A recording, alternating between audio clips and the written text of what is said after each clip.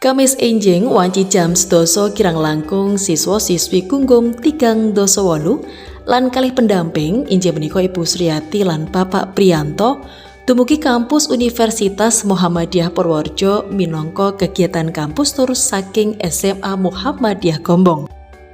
Dumugi kampus pusat ruang seminar kalajengaken seremonial kanthi sambutan lan isi saking Bapak Dr. Budi Setiawan MSI minangka Rektor 3 bidang kemahasiswaan dan alumni.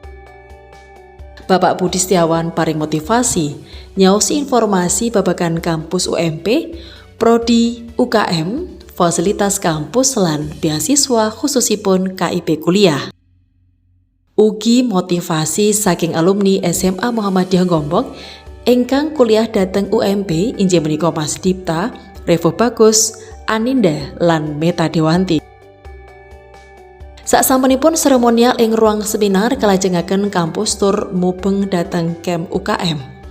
Lajeng dhateng audit Kasman Singodimejo mirsani mahasiswa-mahasiswi prodi pendidikan bahasa lan sastra Jawa ingkang katelah Surya Budaya nembe gladen kerawitan lan sasampunipun mirsani para siswa-siswi dipun ajari gladen nabuh karawitan kanthi seneng lan gumya.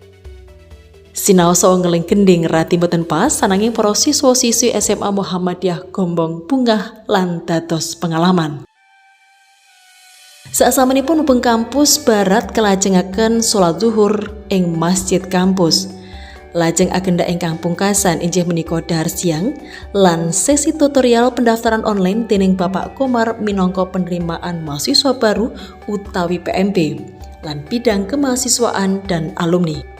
Dening ancasipun kampus tur menika inggih sosialisasi kampus makepokan kalian kegiatan penerimaan mahasiswa baru. Pelaporan Zuli Kurniawati kabar pawartos saking Universitas Muhammadiyah Purworejo.